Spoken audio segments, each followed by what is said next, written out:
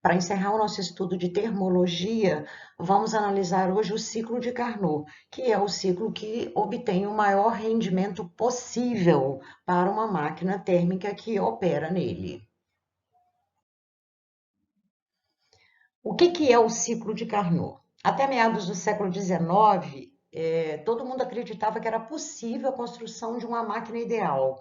Essa máquina seria capaz de transformar todo o calor em trabalho. Como nós já vimos na aula anterior, que isso é impossível. Então, eles obteriam, assim, um rendimento total de 100%.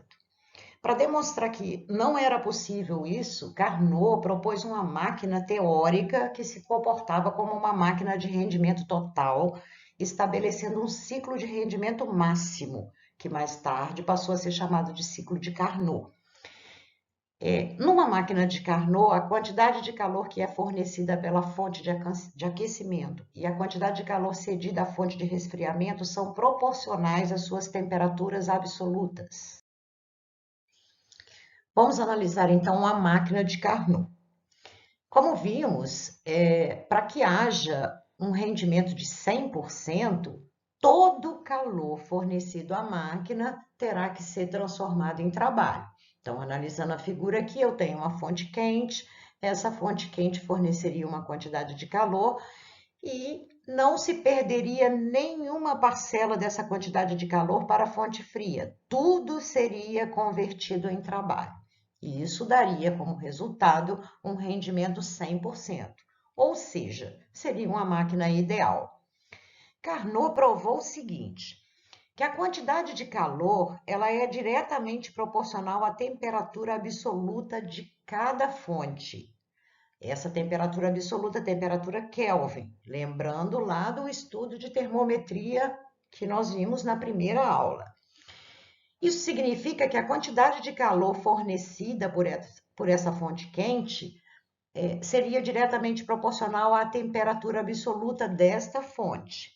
Assim, a temperatura da fonte fria deveria ser zero absoluto, ou seja, deveria ser o zero K, que é o zero absoluto, para que não acontecesse nenhuma perda de calor para essa fonte. E ele comprovou com isso que isso não existe, que é impossível para uma fonte, qualquer que seja ela, ter como temperatura o zero absoluto. Então, ele comprovou que não existe rendimento igual a 100%. Como que funciona o ciclo de Carnot? É claro que a máquina de Carnot é a máquina que tem o maior rendimento possível. Então, o rendimento máximo de qualquer máquina térmica que opere em ciclos vai ser atingido quando ela operar com o ciclo de Carnot. Vamos analisar aqui por quê. Inicialmente, o ciclo de Carnot ele é feito entre duas fontes de temperaturas diferentes sem trocar calor com o meio. Então, nessa transformação aqui e nessa transformação aqui, não existe troca de calor com o meio, apenas na transformação AB e na transformação CD. Então, o ciclo inicia. Suponha que seja um motor, ele será percorrido no sentido horário, a gente vai ter uma expansão isotérmica a uma mesma temperatura de A até B. E ainda estamos na fonte quente. Então, existe uma quantidade de calor aqui retirada da fonte quente, recebida da fonte quente pelo motor. Esse calor ele é transferido para a outra fonte, que é a fonte fria, isso aqui corresponde ao aquecimento das peças, sem que haja perda de calor para o ambiente, que haja troca de calor para o ambiente. Essa troca vai ser apenas para os componentes da máquina. Então, você tem aqui uma expansão adiabática, o volume aumenta mais um pouco. Depois você retorna ao ponto D com uma compressão isotérmica, você vai ter um aumento de pressão e finalmente retorna ao ponto inicial sem trocar calor com o meio novamente.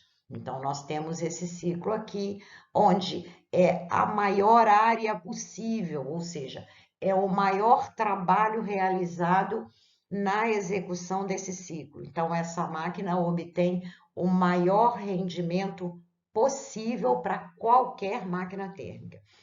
Se ela operasse com outro ciclo que misturasse transformações isobáricas, isocóricas, isobárica de novo, isocórica, teria troca de calor com o meio em todas as transformações. Então, o rendimento seria menor do que o rendimento obtido aqui.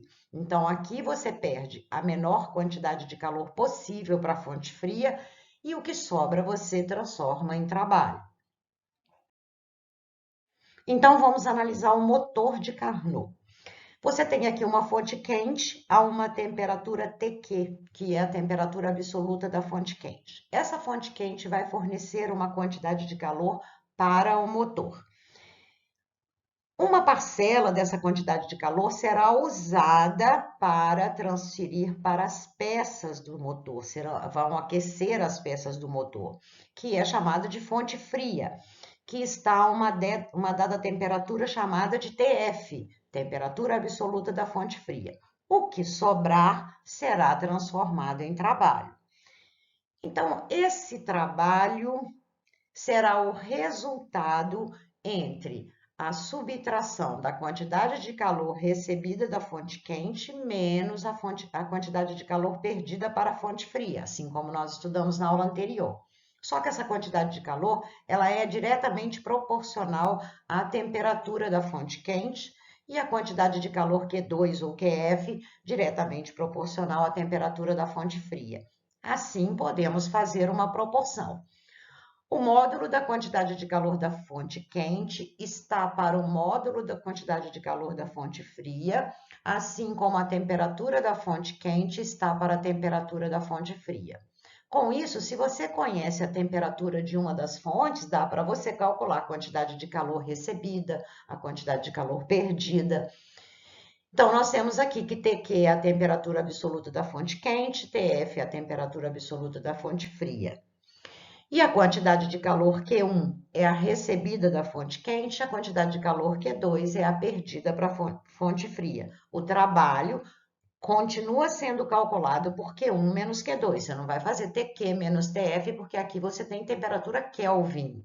E aqui é Joule. Como o trabalho é Joule, você vai calcular o trabalho subtraindo as duas quantidades de calor.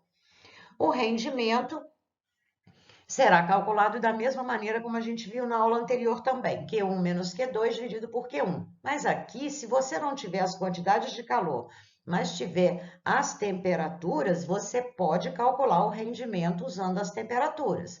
Seria TQ menos TF sobre TQ. Então, dá para calcular o rendimento usando a temperatura, só não dá para calcular o calor, por quê? Porque aqui eu tenho unidade de medida Joule e aqui eu tenho que ter Joule também.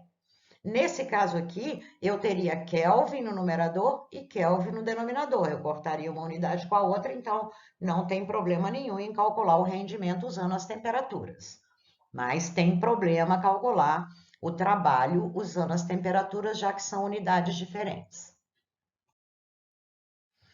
Agora vamos analisar o refrigerador de Carnot. Da mesma maneira como a gente estudou na aula anterior, o refrigerador recebe uma quantidade de trabalho do meio externo. Esse trabalho é utilizado para retirar calor da fonte fria e transportar para a fonte quente, que é o lado de fora. Aqui também a fonte fria tem uma temperatura TF, a fonte quente tem uma temperatura TQ, as duas em Kelvin é a temperatura absoluta. Novamente, nós teremos Q1 está para Q2, assim como TQ está para TF, ou seja, as quantidades de calor da fonte quente e da fonte fria, elas são proporcionais à temperatura absoluta da fonte quente e à temperatura absoluta da fonte fria. Aqui, novamente, vamos calcular o trabalho usando a quantidade de calor pelo mesmo motivo anterior. Joule, Joule. A eficiência é calculada pela quantidade de calor dividida pelo trabalho, ok? Aqui também eu posso usar temperatura, mas é mais seguro se você conhecer a quantidade de calor. Se não conhecer, você vai poder utilizar a temperatura. Como eu falei no slide anterior, a gente tem Kelvin e vai ter Kelvin calculado aqui o trabalho em função da temperatura das fontes, então dá para poder lidar com as temperaturas aqui também.